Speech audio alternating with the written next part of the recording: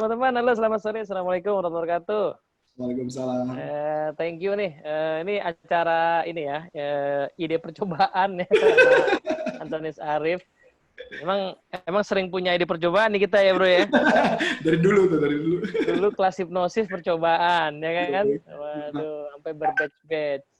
Terus habis itu ya cukup panjang ya kerjasama kita sampai lo bikin kelas panjang banget itu yang gila banget itu. Iya, yang sampai nggak masuk akal itu bikin 14 sampai 15 hari. Terus habis itu lama banget susah ketemu Bro Arif ini ya. Mesti banyak doa gue. Nggak gitu juga. Ketemunya di tempat training lagi kacau. Oh iya bener di itu iya, ya. Di puncak. Di Danamon ya kan. Danamon iya. Iya Danamon. Baru ketemu tuh itu setelah berapa purnama tuh. Oh itu bukan purnama lagi tuh bro, udah. Oke, jadi rencananya waktu itu gara-gara masa pandemi ya, kita waktu awal-awal itu ya, Bro ya. Yap. Awal-awal kita WA-an dan kayaknya masih sama-sama rada pengangguran waktu itu ya. Awal, sekarang sih mungkin udah enggak juga. Sedih banget bilang pengangguran. Order hilang semua, ya kan, ke pending semua. Okay. Nah, terus tiba-tiba jadi mikir lebih filosofis. Emang katanya ada yang bilang, bro, jadi ada yang bilang filosofi itu obat buat orang yang menderita, katanya bos. Oh iya, itu masuk akal. Bener, kan? Masuk akal. Karena gue juga ketemu filosofi nggak sengaja sih bro. Ketemu filosofi itu gara-garanya banjir. Banjir tahun? Januari tanggal 1. 2019? 2020. 20? Iya serius. Masa baru? Kayaknya lu udah lama baca stoicism. Cuman bedanya kan daya jelajah kita membaca buku kan kuat bro, sama belajarnya kan kuat. Jadi gimana? Ini gue cerita sedikit ini. Nanti lu yang sharing abis itu ya. Aku ketemu sama filosofi, khususnya stoik ya, stoik. Itu gara-gara tanggal 1 Januari banjir. Terus kebetulan gue di Kelapa Gading. Di Kelapa Gading, mobil gue kerendam. Mobil gue kerendam. Nah, ketika kerendam kan lu tau sendiri ya, banyak teman-teman yang pada ngedumel, marah-marah. Itu tau deh kita bicara sama siapa ya marahnya kan. Tapi buat gue pribadi, gue mikir, kenapa gue harus marah sama dia gitu loh ya. Karena kalau gue marah sama si gubernur, kok menurut gue kayaknya nggak etis juga ya. Menurut gue nggak masuk akal buat gue. Ya, dari itu akhirnya totonya ada teman gue ngomong, bro, itu Pak Anies tuh kayaknya stoik loh. Dia bilang gitu ya. Kita nyebut namanya nggak apa-apa ya. Tapi benar-benar baik ya. Pak Anies tuh stoik. Really? Iya stoik. Gue penasaran maksudnya stoik apa. Karena nggak pernah di kepala gue denger stoik itu kayaknya nggak nangkep gitu ya. Mungkin juga kita lagi ngobrol ini mungkin karena lagi pusing nih. Apa lagi nih makhluk apa nih stoik gitu ya. Akhirnya saya ketemu dan diceritakan bahwa ada salah satu buku namanya Filosofi Teras. Nah, yang nulis adalah Om Manampiring atau Om Henry Manampiring. Iya. Gue bukunya. Ketika beli di Tokopedia, biasa kan cari yang paling murah. Begitu murah nyampe ternyata fotokopian. Serius lo? Bete banget beneran, asli saya bete banget. Lagian cari yang beli murah bro, jangan malu-maluin dong. Ya makanya, kan gue berasumsi kan siapa tahu itu harga itu adalah harga yang dari gudang yang kemudian nggak kejual. Karena gue nggak tahu kalau buku itu best seller banget men. Asli gue nggak tahu itu best seller banget. Dan akhirnya gue putuskan, gue beli lagi. Bener gue beli lagi bukunya original, kali ini gue beli mahal. Dari pelajaran ini jangan pernah beli buku yang murah, udah pasti gitu. Belilah yang akhirnya setelah itu gue masuklah di grup Filosofi Teras, Stoik Indonesia. Nah ketika masuk Stoik Indonesia, lo kok kaget? Ada sahabat gue Teddy di situ. Berarti dia belajar lebih dulu kan gitu. Gue kaget ada lu, terus ada satu lagi ada Stefan Sonorus, siapa lagi ada 3 orang. Cuman memang nggak pernah bicara itu kan. Biasanya yang nggak pernah bicara itu menunjukkan bahwa kelasnya mereka udah level tinggi. Jadi nggak pernah ngomong. Bukan bro, nggak tahu apa yang mau diomongin karena masih kosong kepalanya. Ada bohong gitu. Itu kan bohong banget. Padahal dia ngomongnya bacanya udah Plato, Aristoteles. Aku baru bacanya baru Stoik doang gitu. Itu kan belum tentu ngerti, bro. Nah, singkat cerita, akhirnya aku baru gabung di sana dan mulai tertarik lah ngebahas. Ternyata banyak dari sudut NLP sih. Sudut NLP. Kayaknya gue ngerasa, ih cakep ya. Kok kayaknya ini NLP banget ya gitu menurutku. akhirnya makin lama aku makin tergila-gila belajar. Bacalah beberapa buku filosofi teras, buku Seneca, terus bukunya kemudian bukunya Massimo ya. Massimo Pigliucci. Massimo gue baca bukunya berapa ya? 2 apa 3 ya? 3 buku kayaknya gue baca. Massimo. Wih, sangat. 3 buku. Yang Aristotle juga ya? Sorry? Massimo kan ada yang beberapa buku yang soal Aristoteles juga lo baca? Enggak. Kalau itu enggak aku belum baca. Aristoteles belum. Jadi gue baca bener-bener Stoic semua bukunya dia. Jadi How to be a Stoic sama Handbook kalau nggak salah ya. Handbook. Itu yang baru kemarin tuh. Lama terbitnya kan? Udah punya bukunya. Terus sama satu lagi apa ya? Ada 3. Terus buku Donna Robertson. Gue baca semua itu belum. Donna Robertson, cuma judul-judulnya gue lupa. Ada tentang yang Marcus Aurelius. Yang How to Think Like Roman Empire. Meditation. How to Think itu. Donna Robertson. Donna Robertson ya? Iya, Donna Robertson. Dia kan belum punya tuh gue tuh. Dia kan ahli CBT tuh, Bro. Cognitive behavior. Kan cognitive behavior kalau kita lihat lagi kan hampir mirip-mirip dengan NLP lagi nih, Bro. Iya, Bang. Pokoknya begitu gue baca, wih, gue jatuh cinta nih. Donna Robertson. Marcus, jadi dia ngebahas tentang How to Think Like a Roman Empire. Terus buku Donna Robertson yang CBT, yang khusus CBT yang pakai Stoic philosophy. Dan ada satu lagi apa? Gue lupa. Jadi ada 3 buku. Kemudian gue beli lagi bukunya William Irvin, Bro. Yang A Guide to Good Life ya? Ya, betul. Sama ada satu buku lagi, saya lupa. Dia menceritakan tentang kita harus mempersepsikan seakan-akan bahwa ada God, Stoic God. Jadi Stoic God. Jadi Stoic God itu maksud gini, ini menarik sih, Bro. Ini konsep menarik, Bro, kalau Stoic God. Jadi kalau kita udah paham dengan filosofi itu, dia cuma bilang gini, ketika kita ada problem, lu harus sadar bahwa lu harus meyakini bahwa Stoic God itu lagi ngawasin lu. Jadi karena Stoic God lagi ngawasin lu, dia cuma nanya, lulus nggak ujian lu? Jangan-jangan lu nggak lulus ujian. Dia lagi gitu kan, this is good idea, gitu, good idea juga ya. Sampai gue mikir, kenapa nggak kita NLP kita buat aja NLP God gitu ya. Ada Tuhannya NLP gitu ya, ada Tuhannya Stoic, jadi kayak mengawasin kita ya kalau kita salah lakukan. Dan it works, Bro. Itu banget. Dan kemudian maksudnya itu semacam ini apa namanya imajinasi lo gitu ya. Exactly. Bayangin aja gitu ya. Betul. Jadi cuma ngebayangin doang. Jadi gini, William Irvin tuh kalau menurut gue bukunya nggak terlalu stoik banget, Bro. Jadi kayak ibaratnya kalau bahasa gue ya, dia tuh kayak motivasi tapi agak diarahkan ke agak berbau ke stoik. Termasuk salah satu bukunya yang gue baca tentang judul bukunya apa ya lupa. Tentang insulting, Bro. Di insulting, dia sebut nama tekniknya insulting pacifism. Gue baca juga tuh sampai habis bukunya, Bro. Karena kan lu tahu deh, dulu kan gue juga suka punya problem ketika ada orang yang ngata-ngatain gue tertentu, kadang-kadang kuping gue udah merah duluan kan. Ya, jadi kalau dulu pakai teknik NLP kan kita cuma namainin submodality gitu ya. Nah, kalau di konsepnya insulting enggak, dia ngomongnya kritik banget, keren banget, Bro, asli. Keren. Dan gue baca lagi sampai habis, dan gue terapin, itu keren banget, Bro. Kayaknya itu bisa jadi tema khusus tuh, Bro, diskusinya, Bro. Yo, nanti tema itu sih. Kita bedah lebih dalam. Boleh. Nah, terus setelah baca buku William Irvin, gue baca juga bukunya Ryan Holiday. Oh iya, Obstacle. Jadi kalau bukunya Ryan Holiday, cuma kalau Ryan Holiday, kalau menurut gue, dia memecah Stoic menjadi 3 bagian, tapi dia bikin cerita sendiri-sendiri lagi kayak motivasi. Mirip-mirip kayak William Irvin lah. Cuman lebih ke arah apa ya? Ke arah motivator lah ya, ke arah motivasi. Iya. Ryan Holiday kan ya kekinian lah ya. Betul. Kekinian lah, dia mencoba menerjemahkan itu ke dalam kehidupan milenial mungkin ya. Betul. Terus gue juga baca bukunya Sharon Lebel. Nah, Sharon Lebel gue juga baca. Yang gue baca Sharon Lebel adalah tentang The Art of Art of Living kalau nggak salah, Art of Living. Terus sebentar, Bro ya, gue matiin dulu handphone gue. Kayaknya tadi ada telepon dari Singapura. Gue juga bingung tuh orang Singapura. Ngeri banget ya telepon gue. Teleponnya ngeri banget. Gue udah lama nggak terima telepon gue. Ya, gue kaget juga. Ini kenapa gue gaya-gayaan yang nelfon gue +65, tungguin. Jangan-jangan ada orang ini Singapura yang lihat kita nonton lagi mau nanya. Iya, langsung ngomong apa nih? Ada apa nih? Jadi lagi ya. Terus ada baca lagi Sharon Lebel, gue baca itu bukunya keren banget tentang Epictetus, Bro. Jadi Epictetus kan lu tahu sendiri kan bukunya Stoik itu Inggrisnya nggak Inggris yang mudah dipahami, bro. Jadi sama dia, sama Sharon Lebel dibuat modern. Bukunya asik banget dibaca. Iya. Jadi mudah dibaca. Terus kemudian buku Seneca, beberapa buku, ada terjemahannya, gue baca.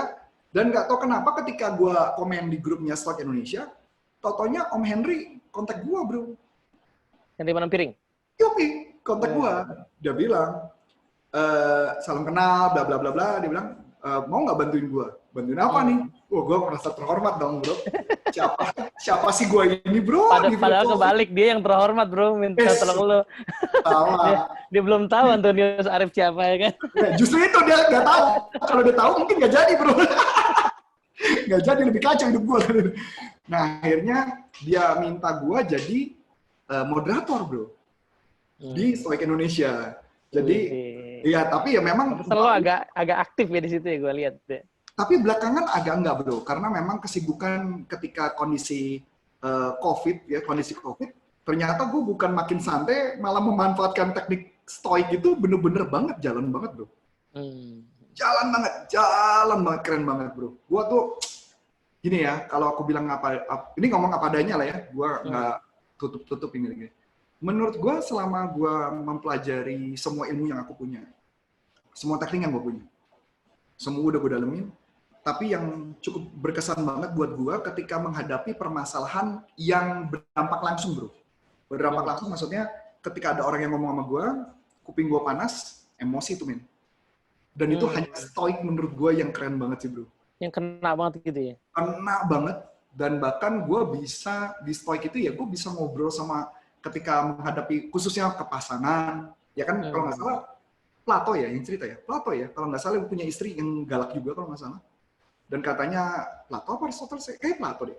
Jadi istrinya galak, dia bilang dia bersyukur punya istri itu, karena istrinya itu yang mengajarkan dia filsafat katanya. Oh iya, tapi kan Ana nggak galak kan, bro?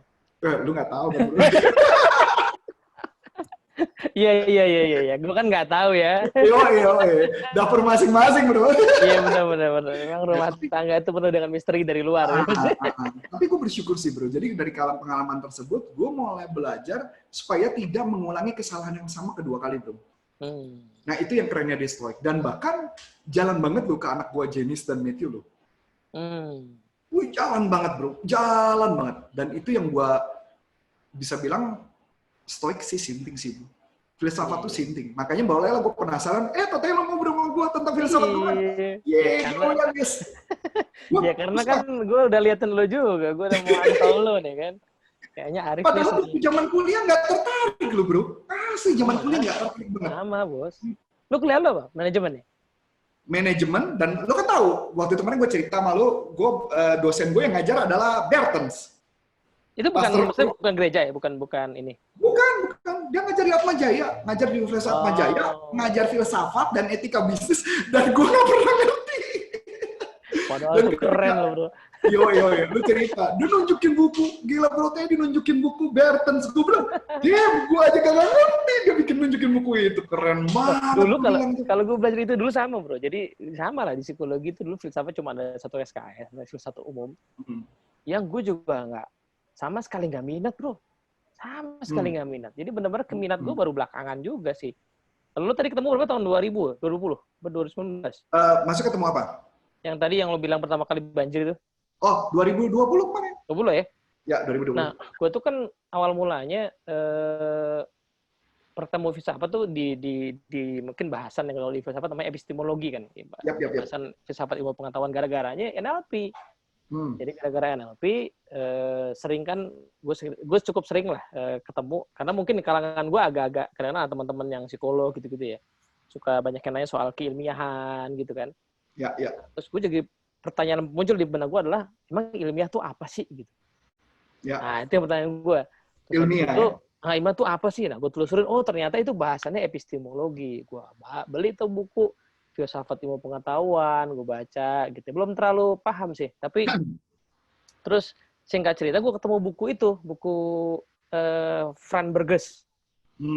The Bumper Bundle Book of Modeling, tuh buku yang Oh iya, tahu. itu tahu kan? Nah, itu yang setebel inilah Ya, ya, tebel, ya, hanya bahas modeling aja kan. Ya. Nah, yang menarik adalah dia tuh cukup panjang, Gus.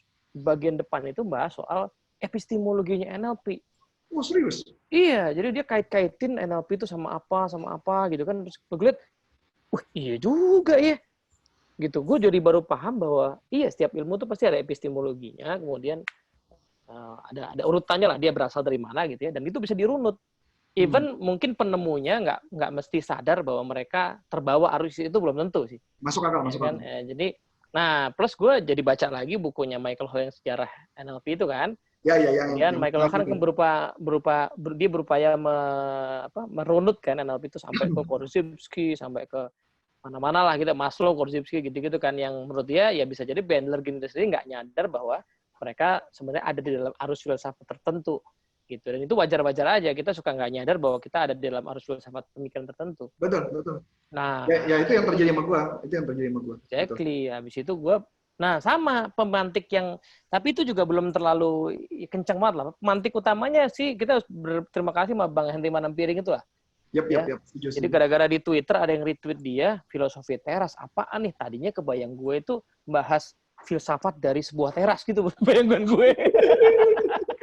Soalnya ada kan filsafat arsitektur misalnya gitu kan ada tuh. Nah, ini menurut gue, nih membahas filsafat dari sebuah teras tuh maknanya apa? Gue pikir gitu. Gue langsung pesen aja, kayaknya lucu nih buku kan. Oh, tapi walaupun lu nggak tahu isinya apa itu ya bakal ya? Tadi gue nggak tahu stoicisme itu apa. Jadi gue belum nyampe ke situ. Jadi gue hanya tadi baru sesi epistemologi, terus pas ada filosofi teras, gue lucu nih. Membahas teras sampai gimana ya? Gue beli aja. Gue baca, stoicisme. Nah, terus Massimo gue baca. Nah, terus ya Zeno. Akhirnya kan ini ya. Akhirnya terus begitu dapat titik ada komentar itu ya. Tapi ya ini kan komentar ya. Tapi komentar yang mengatakan bahwa semua filsafat itu catatan kakinya Plato gitu kan. Iya, lu pernah ngomong tuh. Iya, itu agak menampar tuh. Itu sebenarnya itu bombastis sih, cuman gue terus gue coba runut, iya benar juga ya. Jadi filsafat modern Barat itu kan ya memang yang dianggap akhirnya mempengaruhi seluruh pemikirannya dari Plato kan, karena kalau dibilang Socrates itu gurunya, tapi kan kita nggak tahu Socrates, kita hanya tahu Socrates lewat Plato juga. Jadi kalau di situ di buku-bukunya Plato kisahnya Socrates ngomong itu entah beneran dia menghafal kalimat gurunya, entah sebenarnya udah masuk pikiran dua, kita nggak tahu. Jadi titiknya sebenarnya Plato. Nah sebelum Plato kan yang disebut sebagai filsafat pra-Socrates itu, sebelum Socrates itu bagi kita sekarang udah nggak masuk akal bro, soalnya bro. Oh ya? Iya, jadi kayak ajaran-ajaran, jadi filsafat yang mulai bahas kehidupan, yang seru lah buat kita ya. Itu mulai dari Plato, bahas etika, bahas negara, gitu. Nah, sebelum Plato itu bahasnya soal ini,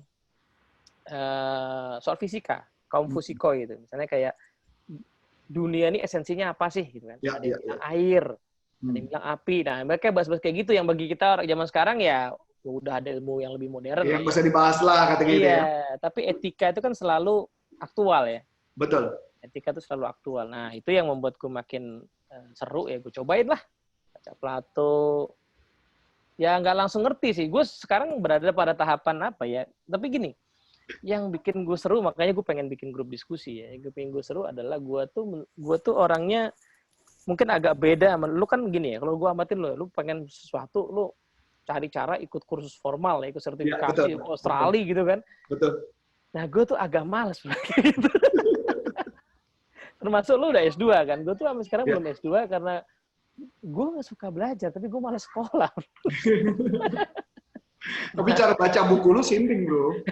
Nah, maksud gue itu yang kayaknya jalur yang menarik untuk dijalani ya, lewat diskusi kan, lewat dialog diskusi. Nah, kayaknya meskipun itu nggak ada ukuran waktunya, akhirnya ahlinya mungkin akan jadi lama, tapi kayaknya itu sesuatu yang menarik. Nah, sampai satu titik gue dapat satu buku di atas ini, ada satu textbook filsafat ya, buku pengantar filsafat ya. Yang kata pengantar itu menarik sih, penulisnya James L. Christian. Dia bilang begini, sebenarnya kita tuh nggak sepusing-pusing kalau ngomongin filsafat itu, ketika misalnya lo baca buku, terus di akhir itu penulis itu kan suka membahas agak lebih gede ya, misalnya buku ini sebenarnya punya implikasi yang lebih luas. Bla bla bla bla bla. Nah, ketika itu dia sebenarnya sedang berfilsafat. Nah, mikir, iya juga ya. Dan itu selalu kita temui kan, lu baca buku apapun, kalau penulisnya cukup bagus ya, dia akan berusaha menarik bahasannya itu ke hal yang lebih gede. Ya, cangkeng up ke atas. Nah, ketika itu sebenarnya dia sudah berfilsafat. Iya juga. Karena itu yang kita senengin di NLP kan, Bro. Kita kan Ya, di betul, NLP kan pasti bicara bicara betul. implikasi atau Ya. meaning-nya Ya. gitu ya. Mungkin karena kita murid Mark Hall ya. Iya, karena saya nggak tertarik dengan NLP kalau berbicaranya udah tools sih. Tools itu menurutku, tools itu bisa dibuat. Kita bisa ngebuat tools sendiri. Tapi yang paling penting adalah memahami esensi sebuah ilmu sih sebenarnya. Dan itu yang jauh lebih menarik sih menurutku sih. Ya sama kayak filsafat ya. Dan memang yang paling menarik ada kalimat yang mengatakan bahwa jangan pernah menganggap filsafat itu adalah life hack. Karena dia ngomong kalau dianggap life hack itu ditolak loh bro. Ini menarik banget bro. Dia tolak katakan nggak boleh disebut life hack. Karena bukan life hack itu gimana? Life hack itu kan artinya kayak ada problem, ini ada satu solusi gitu. Itu nggak boleh. Jadi kayak life hack itu kan cara singkat. Yang dia mau adalah lu embody. Karena berkali-kali Zeno atau bahkan Zeno, bahkan Seneca dan sebagainya katanya lu nggak perlu berdebat tentang filsafat. Itu kerjaan aliran filsafat yang lain. Filsafatnya Stoik adalah embody. Menjadi satu dalam tubuh lu, itu adalah Stoik. Jadi praktis. Jadi jangan, kan kita tahu ya kalau filsafat yang kalau istilahnya kalau di gambaran dari dunia para filsafat kan selalu ngomong si Stoik itu kan selalu duduknya di depan di teras gitu ya. Terus kalau ada aliran yang lain, gitu, Epikurian dia posisinya di sebelah mana, gitu kan ya. Yang bagian di dalam itu biasanya aliran yang Plato, Aristoteles, katanya gitu kan. Dia bilang begitu. Nah jadi dia bilang yang di sana senang banget berdebat. Mereka nongkrong berdebat, ngopi sambil berdebat. Bahasa yang istilahnya kayak nongkrong, ngobrol, berdebat. Kita enggak.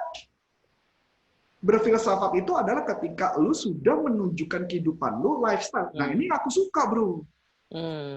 Karena dari dulu kan, seperti kita contoh, orang kan selalu berpikir NLP itu orang belajar training sebentar gitu kan ya, terus dia berasumsi dia sudah NLP gitu. Sedangkan menurut kacamata kita adalah NLP itu adalah sesuatu yang sudah menjadi lifestyle ketika hidup lu sudah NLP gitu loh. Hidup lu sudah NLP. Lu tuh NLP. Nah begitu juga dengan Stoik. Gue belajar banyak. Ketika gue sudah Stoik, gue sudah menunjukkan mengontrol emosi gue sudah tidak melakukan kesalahan yang sama 2 kali, itu sudah mulai belajar tentang Stoik. Yang paling ini paling sinting deh bro, ini kemarin. Ini gue contoh sedikit ya. Kemarin gue mau ke dokter gigi. Gue ke dokter gigi, kemarin ke dokter gigi. Dan karena gigi gue pecah, sebelah kiri. So, di konsepnya, kita kan kalau kita belajar segala sesuatu, apalagi yang model modern kan selalu mengatakan positive thinking. Stoik kan menolak itu sebenarnya. Stoik lebih suka dengan konsep bahwa mengatakan yang pakai konsepnya Stockdale Paradox itu loh bro. James Stockdale Paradox yang diambil kisahnya dijadikan buku Good to Great oleh Jim Collins. Nah, dia cuma mengatakan lu boleh berpikir positif, tapi lu harus melihat realitanya apa. Dia bilang gitu. Jadi artinya jangan berpikir positif, tapi lu nggak ngeliat realita hidup lu. Nah sama, waktu gigi gua pecah, kan banyak kan orang kalau dokter gigi bilang, semoga gigi gua nggak dicabut. Kan gitu ya. Takut kan. Apalagi gua dapat kabar, kan lu kenal lah, pasti kenal salah satu teman kita, adalah Bu Dokter Gigi Leni. Iya kan? Lo ke dia? Enggak, gue cerita. Jadi waktu itu gue tanya sama Leni, jadi gue foto gigi gue, Leni bilang, ini pecah coach, ini udah pasti lo harus dicabut ya. Ya udah, tapi itu kan baru dugaan dia, karena dugaan dia dari ngeliatnya di penambangan luar, walaupun belum tentu dicabut kan. Itu coba aja, gitu kan. Dibantu sama Leni, karena Leni kebetulan kliniknya nggak bisa buka bro, karena dia belum siap tuh untuk itu. Nah, singkat cerita, gue ketemu, gue cari dokter, susahnya minta ampun, dan ternyata dapat satu dokter, satu klinik, dan dia pakai APD, bro. Lengkap banget APD-nya, bro. udah pakai kacamata Google, pakai lagi tutupan muka masker. Maksudnya ini baru-baru ini kejadiannya? Baru kemarin. Oh, oke. Ini hari apa? Oh iya benar kemarin, persis. Makanya tadi gue juga mikir kalau lu rekaman jam 4, gue cuma mikir ini gigi gue bengkak nggak ya? Tapi kayaknya udah baik-baik aja, Bos. Nah, ya, makanya gue mau cerita itu, bro. Nah, akhirnya dengan kondisi kepala gue sakit kan, bro, karena gue nahan sakit kan. Lenny ngasih gue obat. Thank you banget gue sama Lenny. Lenny keren banget lah buat gue. Dia ngasih gue obat, tapi gue nggak makan, gue nggak minum. Lu tahu kan apa yang gue lakukan? Gue hipnosis. Jadi sakit kepala gue hipnosis aja, bro. Jadi berasa berat, tapi jadi gue baik-baik aja. Gue masih kerja dan sebagainya. Ke dokter gigi dong. Nah, Stockdale Paradox kan mengatakan adalah lu harus berpikir positif tapi ngeliat realita. Jangan berpikir positif bahwa gigi lu nggak dicabut, betul nggak, bro? Nah, ketika di rumah sakit, jadi pada saat gue di sana, gue cuma berpikir satu hal, bro. Gue cuma berpikir kalau dicabut, apa yang harus gue lakukan? Premeditatio malorum, bro. Gue mikir dong, premeditatio malorum. Mungkin kita bahas secara khusus jangan dia. Jadi pada saat itu gue mikir, ini kayaknya gue harus melakukan sesuatu, nggak bisa. Nah, ketika itu gue udah mikir yang terburuk, dan lu tau men kalau dicabut, Lenny bilang, mesti pasang bone graft. Bone graft itu kayak macam tulang yang ditaruh dimasukin ke dalam gigi gitu, di dalam gusi, bro. So, artinya dioperasi. Yes. Di black, dimasukin bone graft, dijahit, terus tunggu berapa bulan, abis itu pasang implan, bro. Lu tahu men, implannya berapa, bro? 24 juta, bro. Kecil lah ya buat lu ya. Amin. Tapi yang buat tantangan yang paling menarik adalah di dalam itu Lenny sih harganya lebih menarik, lebih murah. Jadi kalau buat teman-teman kalau nanti Lenny sudah siap pergi ke dokter lagi. Iya, Lenny Dahlia itu udah. Iya, benar. Itu rekomendasi juga. Wah, itu jelas, Bos. Itu anak gue selamat lah pokoknya situ. Wah, keren ya. Oh iya, keren banget. Nah, lanjut nih. Abis itu gua akhirnya gue ke dokter gigi, dia udah langsung mengeluarkan 2 skenario, bro. 2 skenario. Jadi gue udah mikir nih, kalau pokoknya dicabut, disuntik, kan kayaknya imagine gimana pun juga, walaupun gue hipnoterapis, kalau bayangin disuntik di dalam gusi, kayaknya gak seru, gak lucu juga gitu depan mata gue kan. Tapi udahlah, gue pasrah lah. Gue udah mikirin dah siap. Sampai di sana, dia udah pakai 2 skenario. Satu skenario pertama adalah cabut. Skenario kedua adalah dipotong sebelah, kemudian dirawat syaraf, kemudian dimasukkan pin, kemudian dibuat kayak bangunan, terus kemudian baru ditemuin gigi. Jadi bikin gigi. Oke lah, siap lah. Ternyata setelah dia nanya sama gue, Pak, saya mau cabut gigi Bapak yang sebelah sana. Punya tensi nggak? Saya bilang dulu saya punya. Dulu. Sekarang, ya harusnya sih nggak. Tapi kepala saya sih berat. Curiga gue sih gue lagi tensi. Emang kenapa, dok? Nggak, kalau tensi lagi tinggi, Bapak nggak boleh disuntik. Bius nggak boleh. Ya udah tensi. 2 kali di tensi, bro, 175 per 105, bro. Tinggi dong, bro. Nggak berani dong disuntik. Dia bilang, gue korek aja ya. Ya korek, pakai dicabut dan sebagainya. Tahan ya, Pak. Tahan. Udah tau apa yang gue lakukan? Gue hipnosis, bro. Dan sebentar dong keluar, bro. Udah keluar kan, udah beres, udah. Tau apa yang terjadi? Ternyata nggak dicabut, bro. Dan juga ternyata nggak dijahit, nggak diperbaiki sarafnya. Walaupun ini bilang pasti harusnya diperbaiki saraf ya. Tapi paling nggak gigi gue bisa diselamatkan, bro. Dan tidak sakit dan tidak apapun. Nah, yang menarik maksud gue adalah gini. Ini gue paling suka banget dengan Stockdale Paradox itu. Jadi Stockdale Paradox cuma mengatakan boleh berpikir positif, tapi jangan terlalu positif. Apalagi menghadapi masa-masa lagi COVID kan. Iya. Nah, jadi kenapa si gua, bro, kalau lu tanya, kenapa gue sibuk banget? Gue sibuk karena memikirkan kalau ini ceritanya panjang, apalagi kayaknya udah mulai dapat gosip katanya bakal ada kayak katanya, ya bukan dari gua nih katanya, bakal ada rencana herd immunity katanya. Ya, I don't care lah apapun yang terjadi. Tapi buat saya pribadi adalah gue mempersiapkan kalau sampai itu terjadi, apa yang harus gue lakukan? Berarti bisnis di dunia training itu kan jadi problem kalau kita nggak siap secara teknologi. Nah itu yang gue siapin, bro. Makanya kalau lu lihat ditanya, gue jauh lebih sibuk nggak? Jauh lebih sibuk sekarang, bro. Bahkan Sabtu Minggu pun gue kerja. Apalagi udah malah nggak ingat hari gue asli beneran. Lu pasti lupa hari ini libur kan? Hari ini gue libur, gue lupa. Gue tahu ini libur setelah gue tahu tadi pagi gue ke gereja sih, bro. Gerejanya pun virtual kan gitu kan. Jadi dari pengalaman tersebut, dan lucunya setelah gigi gue dicabut dan sebagainya, tensi gue 105 per 10, iya 108 per 85 bro. Tanpa obat sama sekali gue mengambil. Nah jadi buat gue pelajaran penting adalah, gila ya, sebenarnya dulu gue orangnya berpikir positif ya. Berpikir positif mengatakan, enggak lah gigi gue baik-baik aja nggak bakal dicabut.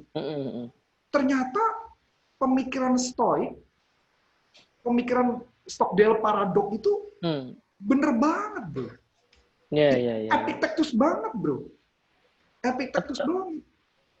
Atau mungkin gini bro ya, jadi kalau kita agak belok main sedikit, kita balik lagi ke filsafat bahasa ya. Istilah berpikir positif tuh mungkin definisinya udah terlalu nyampur. Iya kan? Kalau tadi misalnya kalimat contoh berpikir positif yang lo maksud adalah gigi gue nggak akan dicabut. Jangan-jangan itu sebenarnya bukan berpikir positif, jangan-jangan ya. Bisa jadi. Bisa jadi yang disebut berpikir positif itu misalnya kayak ya gigi gue harus cabut, tapi toh ada jutaan orang setiap hari dicabut giginya dan baik-baik aja. Ya kan, yang nyabut gue juga orang yang kompeten lah ya. Memang dokter gigi lain-lain, tapi kan dia udah lulus DRG itu pasti udah kompeten. Iya, pastilah. Nah mungkin itu sebenarnya yang dimaksud dengan berpikir positif. Cuman kan kita sekarang kadang-kadang mungkin udah nyampur dengan yang tadi ya, dengan loa dalam artian tadi ya yang seolah-olah kita bisa control everything gitu ya. Nah ini bro, ini menarik bro kalau lo ngomong loa bro. Nah ini asik nih. Kan lo tau gue kan aliran loa nih bro. Di loa kan katanya harus berpikir positif. Ternyata ada jawabannya bro. Jawabannya stoik banget juga lagi bro. Kan ada tiga dasar pilarnya kardinal ilmunya kan ada 3 bro. Ya kan? Ada desire, ada action, ya kan? Ada asen bro. Nah kata kunci loa sebenarnya ada di asen bro, yaitu wisdom. Wisdom maksudnya apa? Ketika gue telah lebih baik bro, itu loa banget bro. Walaupun gue tahu banget di grup itu, banyak yang mengatakan stoik tidak loa banget katanya. Saya bilang salah, stoik itu loa. Karena istilah loa sendiri juga tadi. Naikin lagi ke atas, dicakap lagi.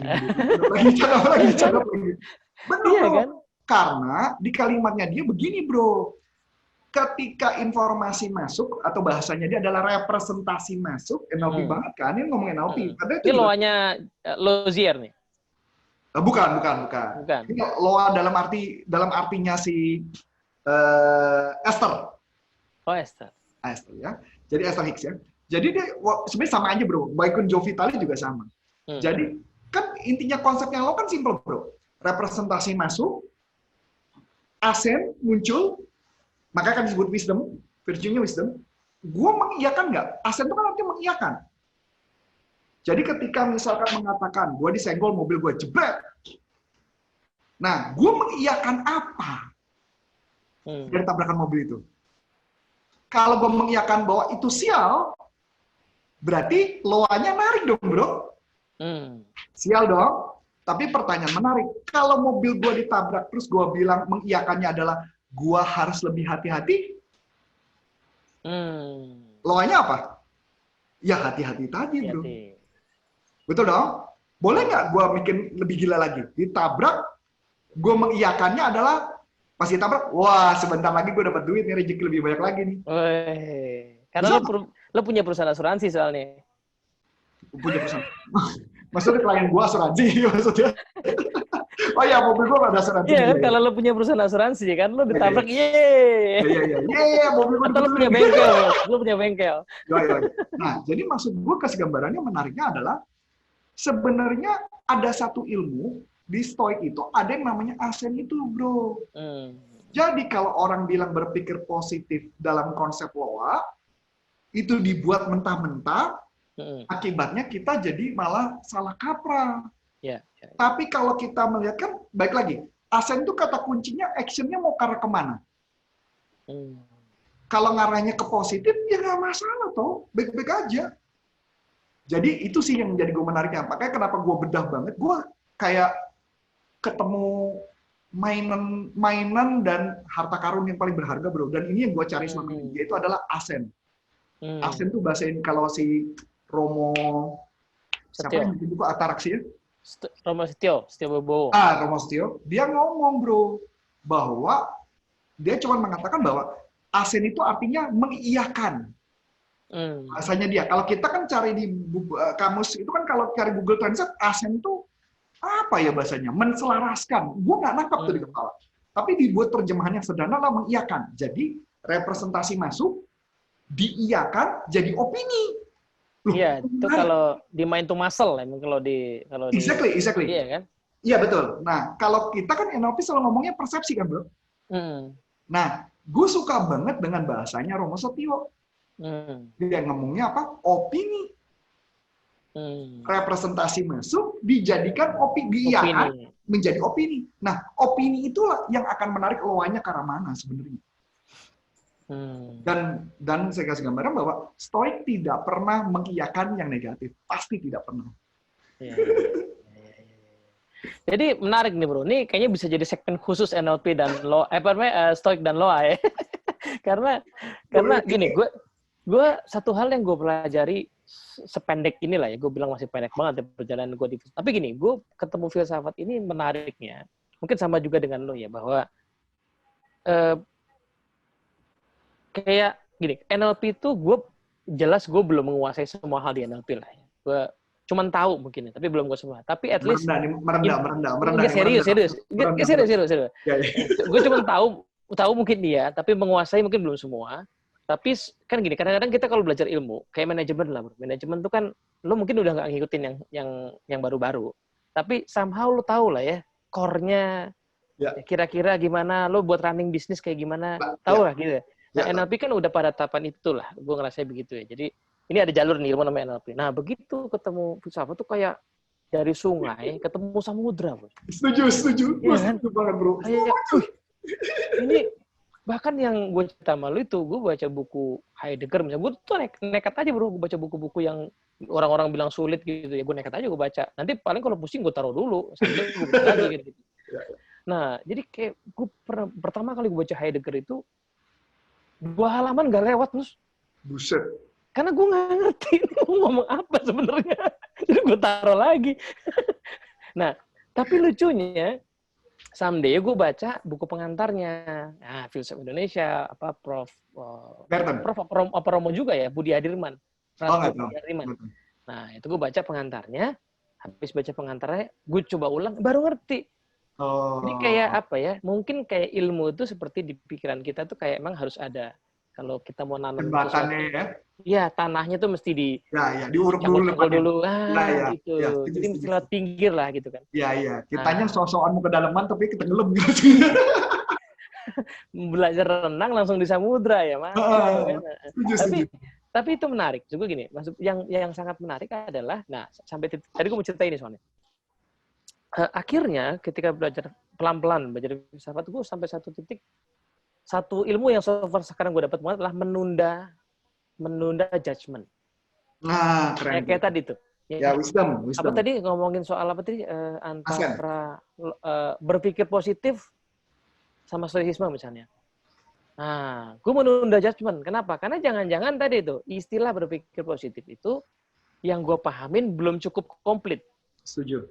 Which is mungkin nggak pernah juga cukup komplit ya. Karena bisa jadi positive thinking versi siapa sama versi siapa akan berbeda. Kalau kita gabungin sama versi kita sendiri juga akan beda kan. Pasti. Nah, tapi menunda judgment itu akan membuat gue jadi bisa memahami banyak sisi gitu kan. Ya, termasuk tadi tuh Loa dengan stoicism sama berpikir positif ya.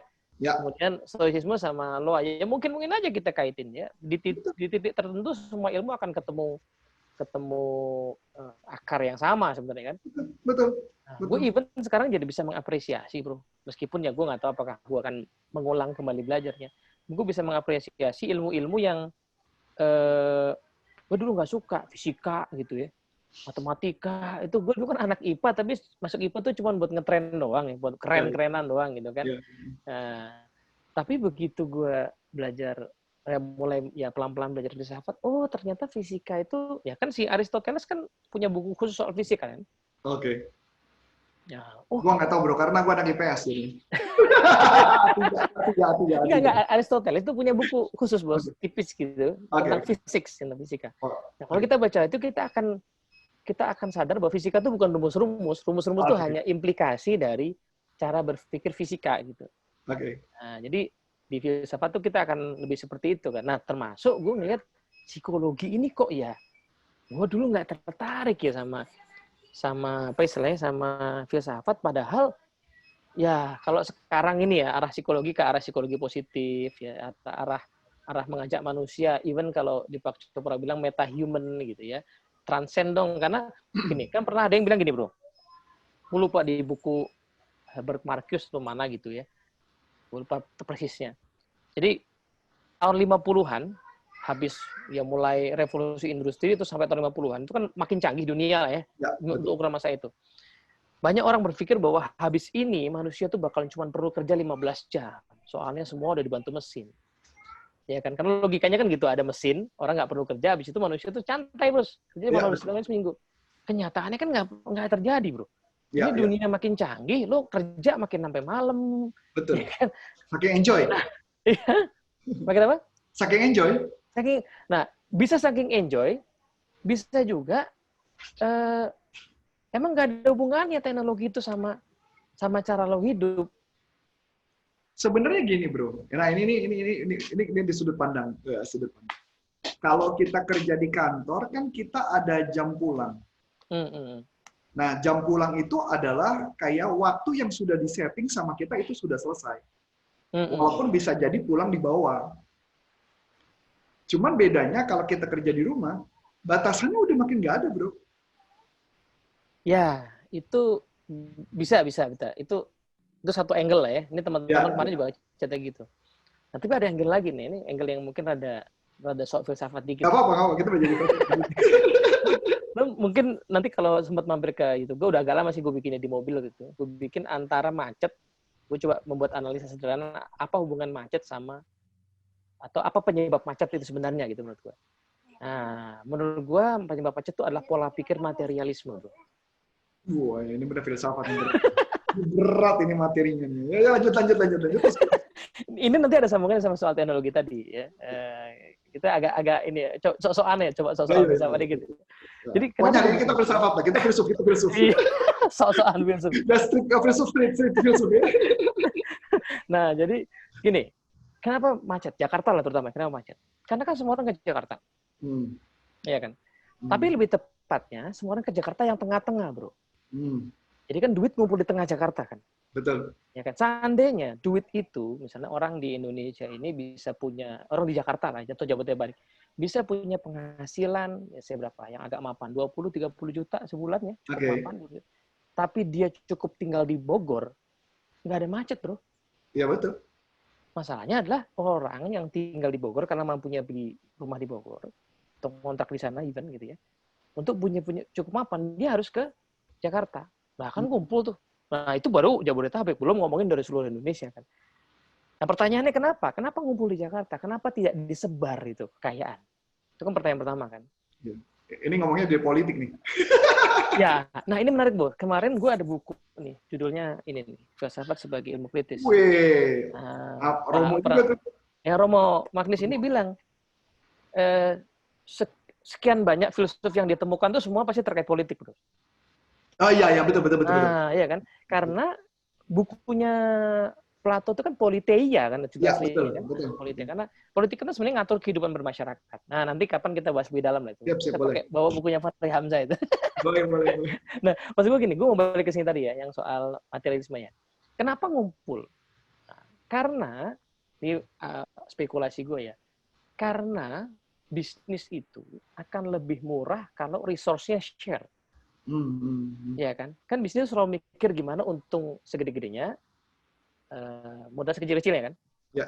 Nah, jadi kalau misalnya bisnis itu harus di lain-lain tempat, kan ada transportasi, ada pengiriman, akhirnya nggak bisa murah. Kalau murah, lo bikin gedung di Jakarta ini, lo tinggiin, kan tangannya cuma segitu kan, tapi kemudian lo tinggiin sehingga lo bisa potong itu jadi cost jadi murah. Ya. Pertanyaannya, kenapa harus begitu? Ya kan? Itu kan berarti lo mikir bahwa Yang penting tuh sehemat mungkin. Yang penting sehemat mungkin supaya untungnya segede mungkin. Ya, Itulah ya. yang membuat Jakarta ini padat, bro. Padat, isunya apartemen tinggi-tinggi. Orang ngumpul di sini semua, karena duit ada di sini semua. Orang nggak merasa dia bisa hidup layak di pinggiran Jakarta atau lebih mundur lagi. Jadi sebenarnya kemacetan itu terjadi karena materialisme, karena orang berpikir, gue perlu cari duit yang ada di tengah Jakarta. Oke. Nah, belum lagi ditambah, bro. Ukuran kemajuan itu Jakarta. Masuk akal. Memang betul. Iya kan? Betul. Jadi Herbert Marcuse tuh bilang manusia modern itu manusia satu dimensi. Dimensinya sama, dibuat seolah-olah sama. Bahwa, mall, lo ke Medan, ke mall, isinya sama sama Jakarta. Ya benar. Kan Betul. aneh. Ya kan? Harusnya mall di Medan itu, kalaupun ada mall ya, bahkan Ciri-ciri Medan. gue cuman against juga, even kenapa di Medan harus ada mall gitu, misalnya gitu. Betul. Nah, Medan itu ada mall isinya kayak Jakarta. Kenapa harus begitu? Ya kan? Kenapa ukurannya harus Jakarta? Sehingga orang semua ngumpul di sini, ya macet. Iya. Jadi, kenapa orang di daerah masing-masing tidak kemudian bisa menemukan standar definisi hidup bahagianya sendiri? Dan kemudian mereka berkembang sesuai dengan daerah itu ya, atau disupport lah ya, bisa bersupport untuk membuat dia bisa hidup di daerahnya sendiri, menggunakan resource di sana, nggak perlu ke Jakarta, bro. Jadi nggak perlu ada isu mudik gitu kan, perdebatan mudik dan pulang kampung tuh nggak perlu ada isu itu, karena orang di Indonesia ini kemudian bisa berinteraksi seperlunya, tapi dia bisa hidup makmur di tempatnya masing-masing. Iya.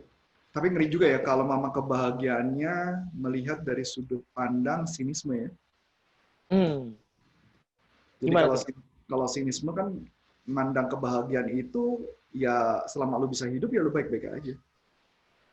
Nggak perlu ngejar apa-apa, nggak perlu ngejar apa-apa. Ya memang semua punya definisi yang berbeda-beda. Sedangkan kalau di Stoik itu kebahagiaan itu kalau dia menjalankan 4 virtue.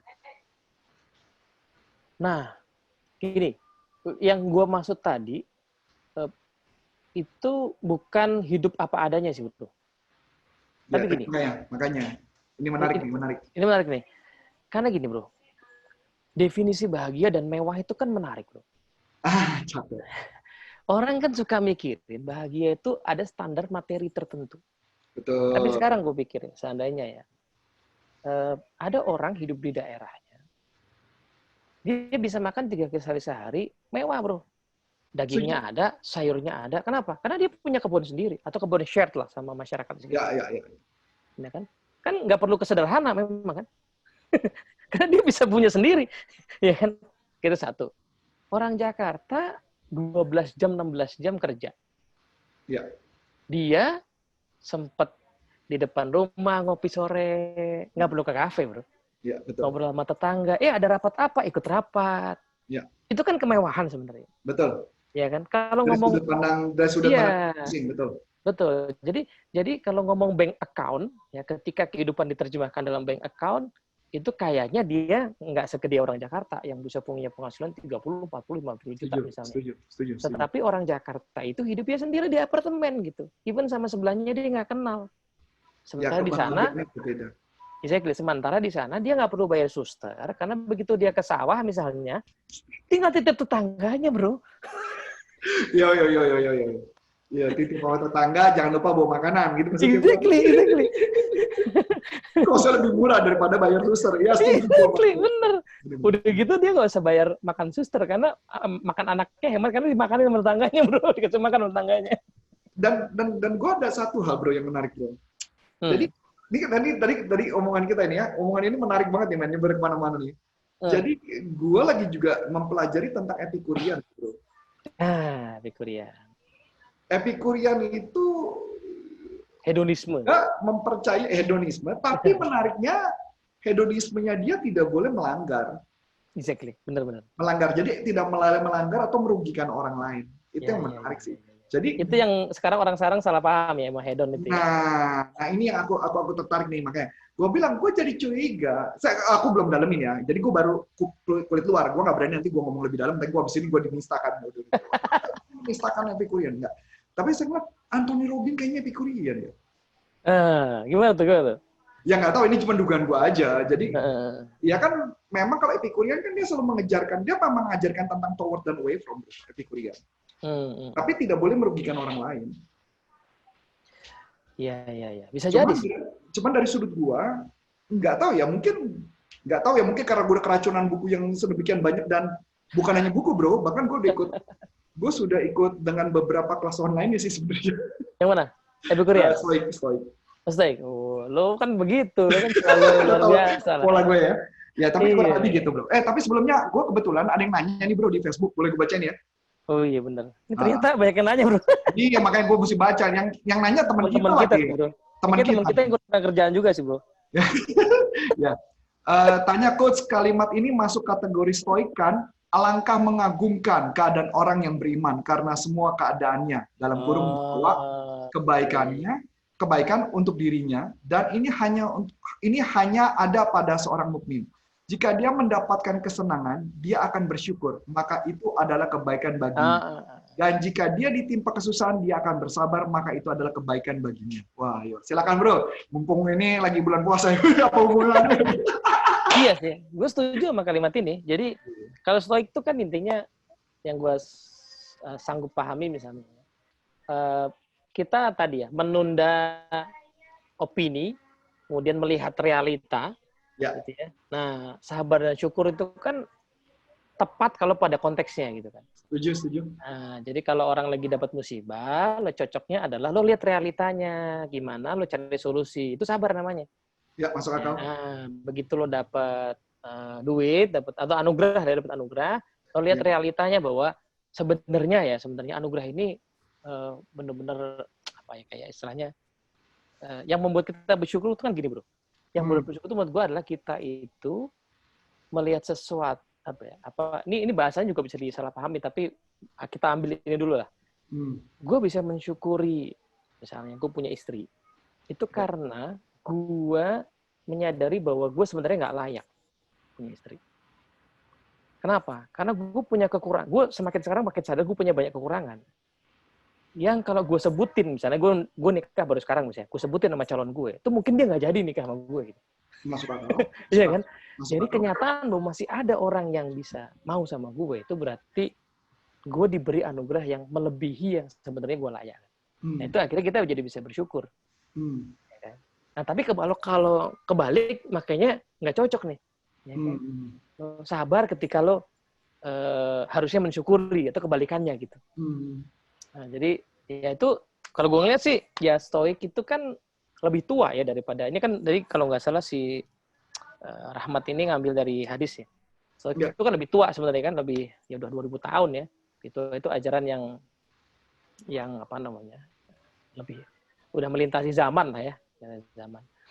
Dan cukup netral karena habis itu tinggal diisi dengan value masing-masing aja gitu. Gitu bro. Oke. Gua terus terang kalau suruh menjawab ini gua nggak bisa menjawab karena bingung. Karena ini ilmunya Rahmat Syah ini udah levelnya udah apa istilahnya, marifat ya. Marifat.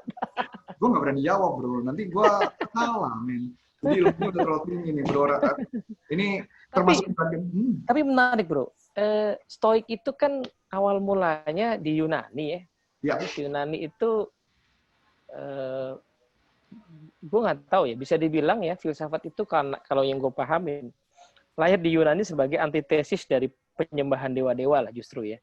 Betul. Jadi mereka berusaha realistis melihat kehidupan tuh nggak pakai mitologi, pakai rasio, sehingga sebenarnya bisa dibilang mereka tuh sekuler. Nah, atau bahkan mungkin ada yang menyebut ya ateis juga gitu ya. Tapi kemudian nggak juga bro. Nggak juga ya? Nggak, karena Epictetus itu, nah ini cerita menarik ya bro ya. Epictetus, tapi walaupun gue terusan, gue belum sempat diskusi dengan para pastor-pastor sih, gue terusan ini pengen penasaran dari sudut gue, karena kepala gue jadi banyak pertanyaan sebenarnya gitu. Jadi Epictetus itu selalu menyebut tentang Zeus. Tapi pengertian Zeus di sini, memang kalau kita pahami Zeus itu kan dewa.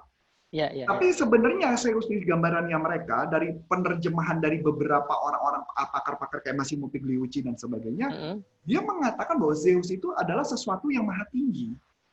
dia Tuhan aja gitu. Tuhan aja. Jadi mungkin kalau dulu di zaman Yahudi ngomong Yahweh gitu ya, Iya benar. Yahweh atau apapun ada Allah dan sebagainya atau apapun, ini cuma hanya memperlama dan itu yang membuat gue jadi bahan pemikiran gue sih itu. Itu sama satu. Yang kedua, ya tadi sebenarnya pertanyaan gue, bro. Menariknya, habis dari situ justru Stoik ini masuk ke Roman Empire gitu ya. Betul. Yang justru sangat religius kan.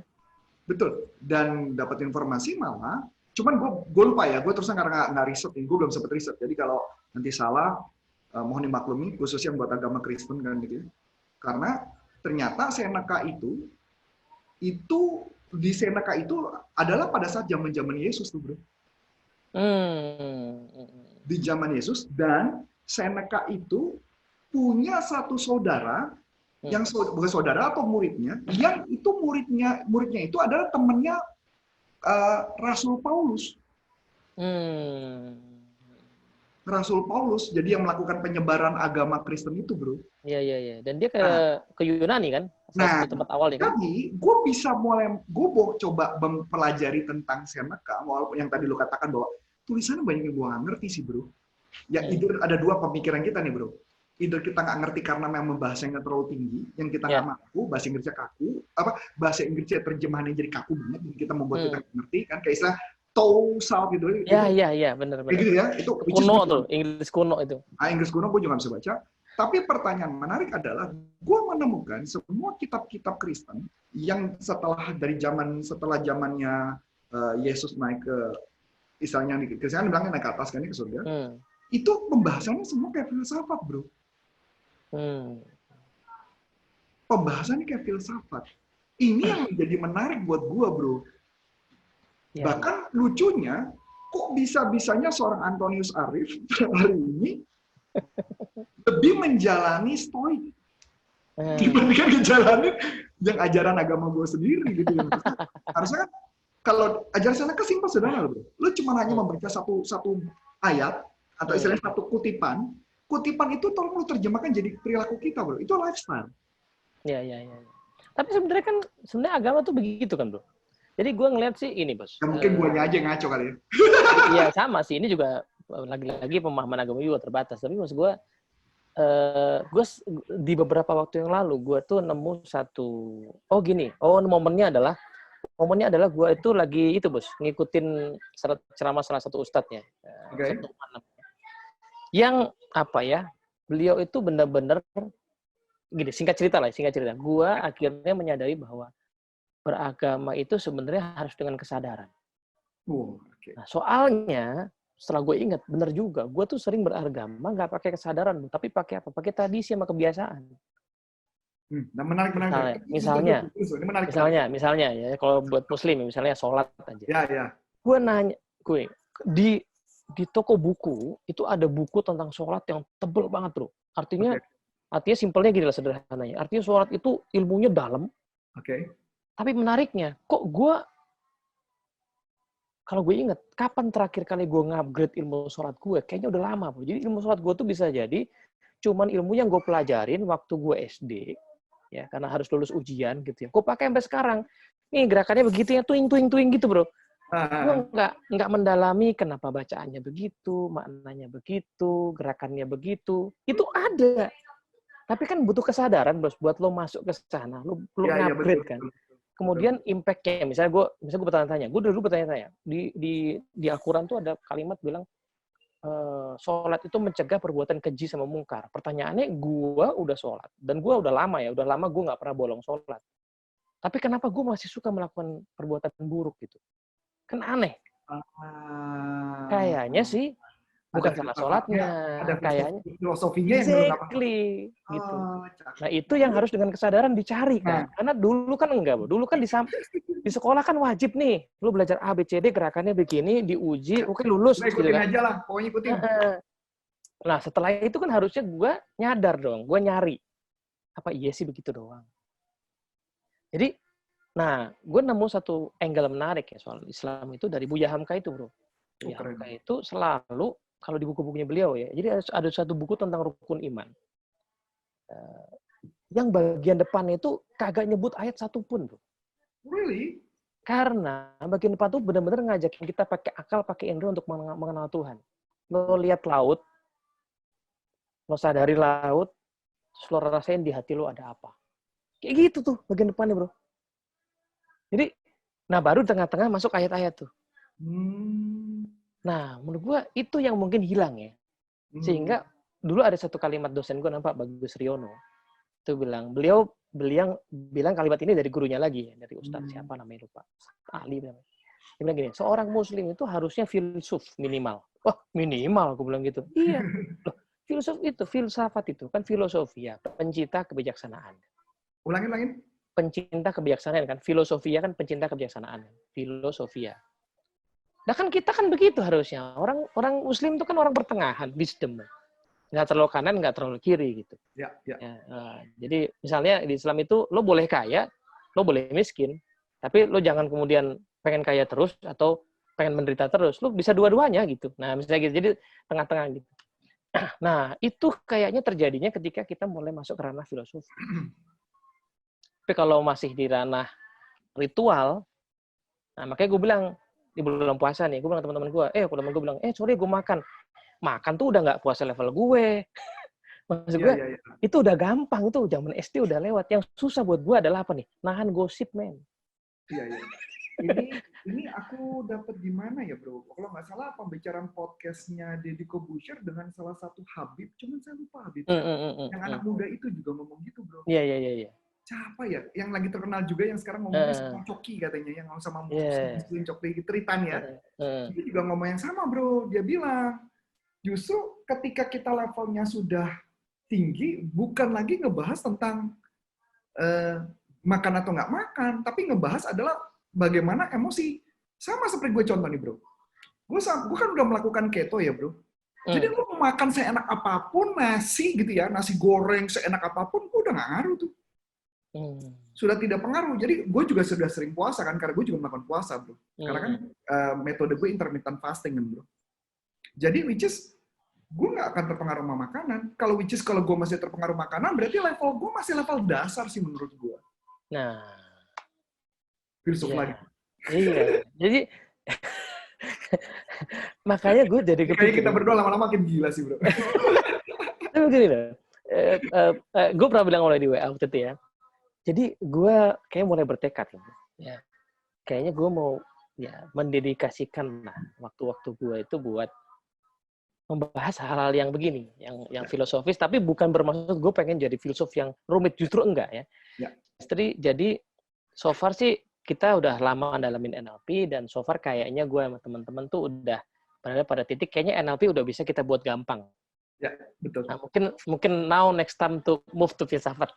Gimana itu dibuat gampang? Karena harusnya yang gue ngelihat nanti, gue waktu itu sempat share sama lo nggak ya artikel gue yang konsekuensi demokrasi itu, bro? Ya, lo share ke gue. Ya. Nah, salah satu itu ada lanjutannya belum selesai.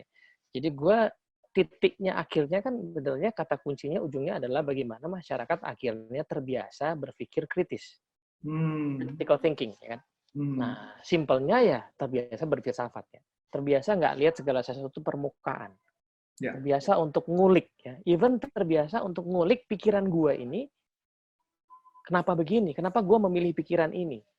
Ya, tidak langsung memberi opini atau value judgment. Ya, gitu. Kalaupun berbeda pendapat seorang, karena gue terbiasa begitu, gue juga tidak gampang menjudge karena gue penasaran nih, kenapa dia berpikir begitu. Nah, itu kan enak ya. Itu justice, bro. Iya kan? Kuncinya justice. Iya kan? Itu kan enak. Ekologis ya? Iya, ekologis banget gitu. Jadi itu enak. Karena gue ngalamin gini, gue ngamatin di Facebook belakangan ini ya. Gue tidak menjudge orang ini, tapi justru gue melihat ini sangat menjelaskan fenomena yang gue ceritain tadi. Ketika belakangan ini mulai ada wacana untuk tadi ya lo bilang herd immunity ya, bahwa udahlah habis ini kita ngomongin new normal aja, gitu kan? Ya. Itu kan dua pro kontra kan, ada yang setuju, ada yang nggak setuju. Ya. Nah, grup yang somehow punya waiver ke ide ini, tuh gue amati, tidak secara langsung, tapi postingnya itu mulai posting hal-hal yang senada. Misalnya dia posting di negara mana, punya habit, oke di sekolah itu dibuat jarak, itu yang diposting. Artinya kan gini, lo apa? Yang lo posting itu somehow terdirect oleh belief lo gitu loh. Betul. Lo mungkin nggak bermaksud, tapi lo kebawa aja sama apa yang lo yakini. Di posisi yang sebaliknya juga sama kan. Di posisi sebaliknya juga sama. Jadi menurut gue itu kayaknya kata kunci kalau kita mau hidup di demokrasi ya, di mana kita bebas ngomong. Gue ngerasa sih kita harus mempertahankan demokrasi lah. Kemarin-kemarin soalnya gue ngeliat agak ngeri tuh. Ada yang banggain, kayak di Vietnam tuh cepet, di Vietnam komunis bro, lo keluar ditembak mati ya kan. Di sini kan kita keluar tuh orang masih kita maklumin. Kenapa? Karena kita demokrasi kan. Iya. Nah, tapi permasalahannya demokrasi itu hanya bisa hidup dengan critical thinking. Setuju. Ya, so which is critical thinking itu adalah stoik tadi, baik lagi. Karena di situ, nah nggak tahu ya di kepala gue ya, mungkin karena gue belum keracunan dengan filsafat yang lain ya. Jadi kalau menurut gue melihat dari segala problem balik lagi ke stoik gitu. Bukan gue mendewakan stoik, tapi karena gue juga penasaran nih, terus habis ini gue juga pengen dalamin yang lain sih. Gitu ya. Jadi, tapi melihat gue dari sudut pandangnya adalah ketika ada problem, gue nggak boleh melakukan value judgment. So ketika gue nggak melakukan value judgment, maka apa yang terjadi? Gue akan lebih positif melihat segala sesuatu tanpa langsung memberikan opini terhadap satu segala hal. Nah, ketika benar juga setuju banget, ketika gue melihat orang lain melakukan segala sesuatu yang kelihatannya nggak sama dengan kita, so which is menurut gue, ya kayak tadi, gini yang paling gampang deh, mudah-mudahan teman kita nonton gitu ya, si Abi ya salah satunya lah. Si Abi siapa sih nama dia? Terkenal gue lupa sih nama dia. Apa Sultan Rahmadani gitu ya? Iya, masalah. Sultan Rahmadani. Ini ada Adit di sini, bro. Lagi dengerin, kata halo kan. Halo bro Adit. Nah, terus waktu itu kan ketika ada berbeda, gue terus juga sama, bro. Waktu ada tentang politik dan sebagainya. So, gue pengen tahu dari sudut pandang dia, ketika dia ngobrol sama gue jadi mengerti. Sebelum gue memberikan value judgment terhadap apapun. Makanya kalau mama lu perhatikan, gue netral banget tuh sampai hari ini pun juga gue nggak pernah ngomong kemana. Bahkan lu tau kan kalau gue pun suka dengan Fahri Hamzah kan, gue cerita sama lu. Itu. Sampai kita bahas tuh bro. Oh iya pas kita bahas tuh. Itu gue pengen ngebahas tuh. Itu keren banget tuh bro. Itu keren banget. Gue akuin lah. Jadi artinya gimana which is kedewasaan berpikir bukan berdasarkan kalau kita terlalu istilahnya kalau NLP adalah chunking down banget terlalu spesifik, which is itu yang menjadi terpecah belah. Ya. Dan aku suka banget dengan pembicaraan ini karena kita ngeliatnya chunking banget, kita ngeliat filosofi banget gitu loh. Sudut pandangnya positif, kita ngeliatin dari sudut itu keren banget. Gua setuju banget. Wah, mantap. Jadi kayaknya bisa kita lanjut ya. 1 jam lebih loh. Iya bro, kayaknya kita sudahi aja bu. Mulai bosen dengerin kita ngobrol berdua nggak jelas gini. Lalu di sini pada yang chatting sama kita sampai bilang menyimak semua gitu ya. Menyimak sebentar, habis itu keluar lagi jangan-jangan. Kayaknya sih gitu. Oke, so itu aja mungkin nanti kapan kita atur lagi bro. Gua happy, mungkin kita bahas satu topik lagi. Mungkin yang paling kaget adalah mereka nyangka kita mau ngomong tentang selling dan NLP. Tapi gue setuju bro, kayaknya bro titik pertama bagus juga karena lo juga udah cukup dalam ya. Menurut gue sih lo kayaknya lebih dalam soal stoicisme. Kayaknya kita next time kita bahas itu dulu bos. Boleh. Sampai mendalam dan meluas gitu ya. Boleh. Nah, kita coba pindah-pindah habis itu ya sambil pindah. Siap bro. Oke, kalau gitu selamat berbuka puasa bro. Abis ini bro. Coach Adit mau buka ada kelas ya jam 7. Oke. Sip. Sukses ya. Oke, sukses ya teman-teman semua ya. Dan nonton ya. Teman-teman, thank you semua all. Thank you. Sore. Assalamualaikum.